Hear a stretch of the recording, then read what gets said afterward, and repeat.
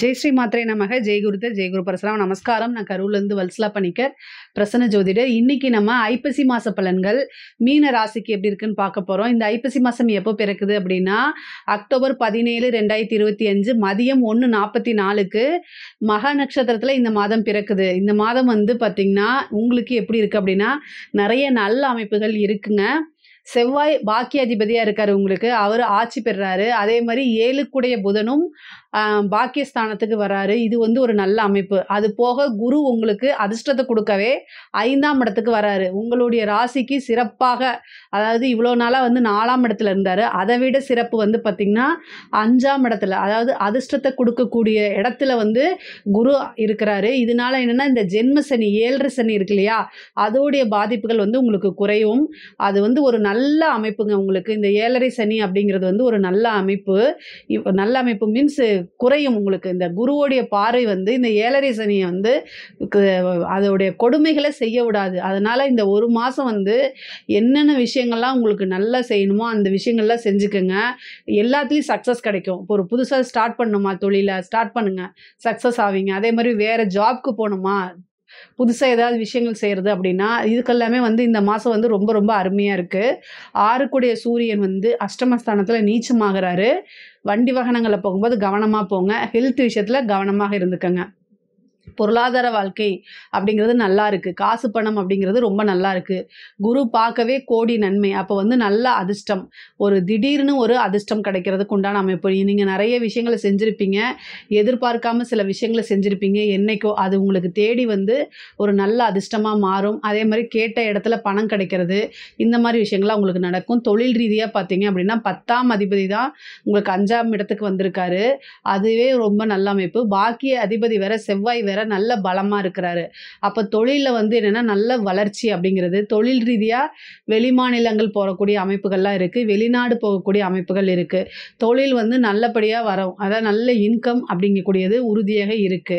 உத்தியோகத்தில் இருக்கவங்களுக்கு 5ஆம் இடத்துல இருக்கக்கூடிய குருவும் சரிங்க, பாகிஸ்தானத்தில் இருக்கக்கூடிய செவ்வாயும் சரிங்க, நல்ல அமைப்பு. குருமங்கள யோகம் இருக்கு.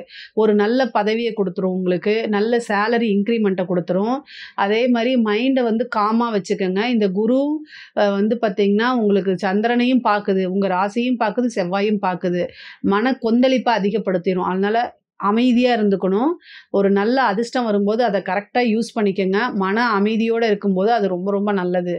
இது வந்து என்னென்னா செவ்வாய் வந்து குருவோடு சேர்ந்து பார்க்குது. அதாவது குரு வந்து செவ்வாயை பார்க்கும்போது குருமங்கள யோகம் அப்படின்னா ஒரு வீடு வாங்குறது, வாகனங்கள் வாங்குறது, அது வந்து பார்த்திங்கன்னா தொழிலுக்காகவும் இருக்கலாம் அல்லது பர்சனல் யூஸுக்காகவும் இருக்கலாம். இந்த மாதிரி அமைப்புகள் இருக்குது. உத்தியோகத்தில் உங்களுக்கு நல்ல பொசிஷன் வரும், திடீர்னு ஒரு அதிர்ஷ்டம் வரும், நல்ல சம்பாதிக்கக்கூடியது, நீங்கள் நல்ல இன்கம் பார்க்கக்கூடிய இடத்துல போய் வேலை பார்க்குறது, இந்த மாதிரி விஷயங்கள்லாம் உங்களுக்கு நடக்கும். படிக்கக்கூடிய குழந்தைங்களுக்கு படிப்பில் நல்ல ஆர்வம் வருங்க. 5ஆம் இடத்துல குரு இருக்கிறனால நல்ல அதிர்ஷ்டமாக மாறக்கூடிய அமைப்புகள் இருக்குது. நல்ல மார்க் எடுக்கிறது, இந்த எக்ஸாம்ஸ் எழுதுகிறவங்களுக்குலாம் வந்து வெற்றி, போட்டித் தேர்வுகளில் வெற்றி கிடைக்கிறது.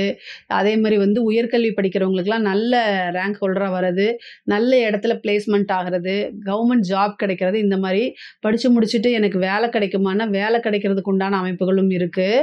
பொதுவாகவே வந்து வேலை உத்தியோகம்லாம் ரொம்ப ரொம்ப நல்லா இருக்குது. இதில் நீங்கள் ஃபோக்கஸ்டாக இருந்தாலே கட்டாயம் ஜெயிச்சிட முடியும். உங்களுடைய இடம், அதாவது மீன ராசியை பொறுத்த வரைக்கும் அதுக்கு அதிபதி குரு, அவரே வந்து உங்களுடைய ராசியை பார்க்குறாரு. நீங்கள் ஒருத்தங்களுக்கு, அதாவது 10 பேத்துக்கு நீங்கள் கைட் பண்ணுவீங்க. அதனால் நீங்கள் ஒருத்தர்கிட்ட போய் ஒரு விஷயத்தை வந்து கைடன்ஸ் கேட்க மாட்டீங்க. இது வந்து உங்களுக்கு ஒரு சின்ன மைனஸ் தான்.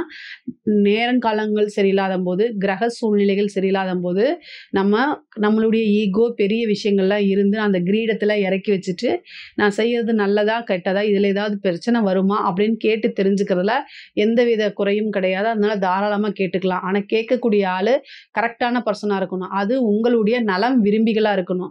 நலம் விரும்பிகள்னால் யார் அப்படின்னா உங்களுடைய வளர்ச்சி இருக்குது பார்த்தீங்களா, அதில் எந்தவித எதிர்பார்ப்புமே இல்லாமல் உங்கள் வளர்ச்சியை நினச்சி சந்தோஷப்படுறவங்க தான் உங்களுடைய நலம் விரும்பிகள். அப்படி யார் இருப்பாங்க இந்த காலத்தில்? அப்பா அம்மா இருப்பாங்க. அதை தாண்டி யார் இருப்பாங்கன்னு கேட்டிங்கன்னா அது மாதிரி ஒரு அமைப்பை நீங்கள் உருவாக்கி வச்சுக்கணும். உங்களுக்கு சம்மந்தம் இல்லாத ஒரு ஆட்கள் கூட உங்களுடைய ஃபீல்டில் இருக்கவங்ககிட்ட நீங்கள் கேட்டு தெரிஞ்சுக்கலாம், தப்பு கிடையாது. ஒரு விஷயத்தை செய்யும்போது இது நமக்கு பாசிட்டிவா இருந்தா என்ன, நெகட்டிவா இருந்தா என்ன இம்பாக்ட்ட ஏற்படுத்தும் அப்படிங்கிறதெல்லாம் அலசி ஆராய்ஞ்சு பொறுமையா முடிவெடுக்கணும்.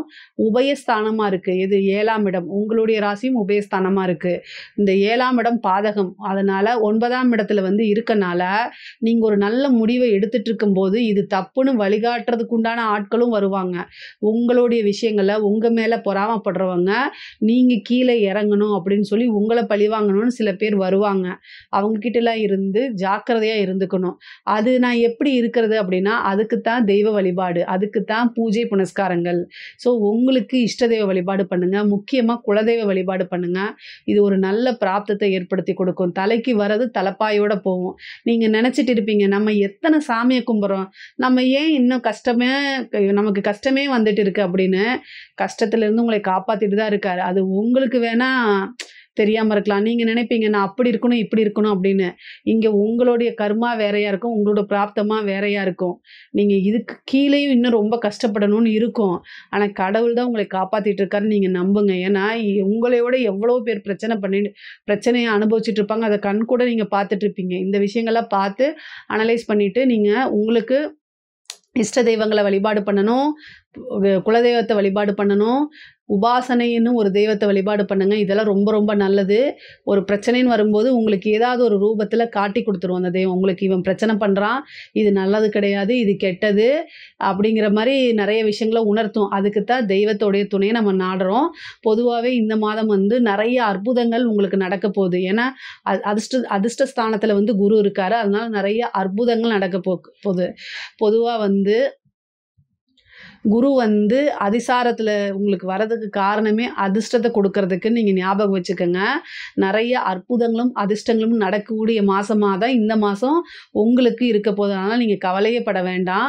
ஆனா வண்டி வாகனங்கள்ல போகும்போது ரொம்ப கவனமா போங்க. 6 குடையவர் அஷ்டமத்துல நீச்சமா இருக்காரு. அஷ்டமாதிபதி ஆட்சி பெற்றிருக்காரு. இந்த மாசம் வந்து அஷ்டமாதிபதி ஆட்சி, அதாவது ஸ்ட்ராங்கா இருக்காரு.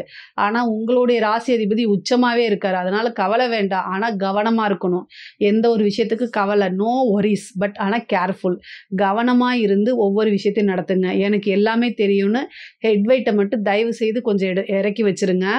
ஏன்னா மீன ராசிக்காரங்க ரொம்ப நாலேஜ் ஆனவங்க. இந்த நாலேஜ் என்ன அப்படின்னா, சில டைம் வந்து கொஞ்சம் இத குடுத்துருது. கிரீடத்த வைக்கிற மாரி அது ஒரு பெரிய இது அப்படிங்கிறத குடுத்துருது. இத சொன்னா நீங்க என்னைய திட்டுவீங்க. திட்டிக்கங்க, எனக்கு ஒண்ணும் பிரச்சனை இல்ல. ஆனா இதுதான் உண்மை. ஸோ உங்களைய சார்ந்தவங்க கிட்ட நீங்க அத போய் கேளுங்க. உண்மைன்னு சொல்லுவாங்க. பட் ஆனா வந்து எனக்கு எந்த ஈகோவும் இல்ல அப்படின்னா, அது நல்லது தான். அத விட்டுருங்க. நான் அதுக்கெல்லாம் வரல. பட் ஆனா ஒரு விஷயங்கள உணர்ந்து செயல்படுங்க. அவ்வளோதான். நம்ம செய்யக்கூடிய விஷயங்கள் நல்லதா, கெட்டதான்னு உணர்ந்து செயல்படுங்க. நைட் டைம்ல டிராவல் பண்றத அவாய்ட் பண்ணிருங்க. இல்ல நான் போய் தான் ஆவேன்னு வீட்ல சொல் பேச்சு கேட்காம போனீங்கன்னா, அதுக்குண்டான விளைவுகள் வரும். மருத்துவ செலவு இருக்கு. விபத்து கண்டங்கள் இருக்கு. அதனால இதெல்லாம் கவனமாக கையாளணும். ஏதாவது ஒரு பிரச்சனை அப்படின்னா, அலட்சியமா விட்டீங்கன்னா, அது ஒரு சர்ஜரி கண்டத்துல போய் விழுவும். அதனால நீங்க ஜாக்கிரதையாக இருங்க. மருத்துவ விரயங்கள் இருக்கு. அதே மாரி தாயாருடைய உடல்நிலையில கவனம் செலுத்தணும். தந்தையாருக்கு வந்து பார்த்தீங்கன்னா, அஷ்டமஸ்தானத்துல கிரகங்கள் வலுவா இருக்கனால, தந்தையாருடைய தேக ஆரோக்கியத்துல கவலைக்கிடமா தான் இருக்கக்கூடிய அமைப்பு இந்த மாசம் இருக்கு. அவருக்கு வந்து நீங்க கொஞ்சம் பார்த்துக்கணும். தந்தையாருடைய தேக ஆரோக்கியத்த பார்த்துக்கங்க. அவருடைய அமைப்புகள்ல மருத்துவ செலவு காமிக்குது. அஷ்டமத்துல கிரகம் இருக்கும்போது, அப்பாவுக்கு ஏதாவது ஒரு விரயம், மருத்துவ விரயமாவும் இருக்கலாம், அல்லது வேற விரயமாவும் இருக்கலாம். அதனால கவனமாக இருங்க. தெய்வ வழிபாடு பண்ணிக்கங்க. லக்ஷ்மி வழிபாடு பண்ணுங்க. உங்களுக்கு இந்த செலவெல்லாம் ஆகாம பண்ணிரும். மருத்துவ விரயங்கள் இது மாரி இதிலருந்து தப்பிக்கணும் அப்படின்னா, விரயங்களே உங்களுக்கு வரக்கூடாது அப்படின்னா, கஜலட்சுமி வழிபாடு பண்ணுங்க. அது ஒரு நல்ல அதிர்ஷ்டமும் கூட. வீட்ல நல்ல ஒரு ஐஸ்வர்ய பிராப்தத்தையும், சுபிக்ஷத்தையும் ஏற்படுத்தி குடுக்குறது தான் கஜலட்சுமி வழிபாடு. இது ஒரு நல்ல அமைப்பு. ஸோ இதெல்லாம் நீங்க வழிபாடு பண்ணுங்க. ஒரு சிலருக்குலாம் புத்திர பாக்கியம் இருக்குங்க. குழந்தை அப்படிங்கிறது ரொம்ப வருஷம் கல்யாணம் ஆயிட்டு, குழந்தையே இல்லாம இருக்கு அப்படின்னா, இந்த 5ல வர குரு வந்து திடீர்னு ஒரு அதிர்ஷ்டத்த குடுத்துருவாரு. புத்திர பாக்கியத்த குடுத்துருவாரு. அதே மாரி பூர்வீக சொத்துக்கள்ல இருந்த பிரச்சனைகள்லாம் நீங்கி, பூர்வீக சொத்துக்கள் வந்து சேர்றதுக்கு உண்டான அமைப்புகள் இருக்கு. பூர்வீக சொத்துக்கள் மூலியமா உங்களுக்கு நல்ல ஆதாயங்கள் இருக்கு. காதல் ரீதியா இருக்கக்கூடிய பிரச்சனைகள்லாம் மாறி, காதல் ரீதியா உங்களுக்கு ஒரு நல்ல மன மகிழ்ச்சியான தருணங்கள ஏற்படுத்தி குடுக்கும். ஒரு சிலருக்குலாம் திடீர்னு திருமணம் ஆகுறதுக்கு உண்டானது குரு 11யும் பார்க்குறாரு. விருப்ப திருமணம், திடீர் திருமணம், இந்த ரிஜிஸ்டர் மேரேஜ் மேரேஜ் இந்த மாதிரி ஆகிறது, திருமணம் நிச்சயம் வந்து ஆகிறது, இந்த மாதிரி விஷயங்கள் நடக்கும். ஒரு சிலருக்குலாம் வந்து பார்த்தீங்கன்னா 2வது குழந்தை வர்றதுக்கு உண்டான அமைப்புகள் இருக்குது. பெண்களை பொறுத்த வரைக்கும் ஆடை ஆபரண சேர்க்கை இருக்குது. புது புது முயற்சிகள் கட்டாயம் பலனளிக்கும். உங்களுக்கு வந்து புத்திர பாக்கியங்கள் இருக்குது. பொதுவாகவே வந்து பார்த்தீங்கன்னா மீனராசியில் இருக்கக்கூடிய பெண்களுக்கு இந்த மாதம் வந்து ஒரு நல்ல அதிர்ஷ்ட மாதமாக இருக்குது. ஆனால் கணவருடைய தேக ஆரோக்கியத்தில் கவனமாக இருக்கணும். அஷ்டமஸ்தானத்தில் சூரியன் நீச்சமாக இருக்குது, சுக்கிரன் ஆட்சி பெற்றிருக்கு. அதனால் வலுவாக இருக்கனால மாங்கல்ய ஸ்தானம் அப்படின்னு சொல்லக்கூடியது பெண்களுக்கு 8ஆம் இடம்.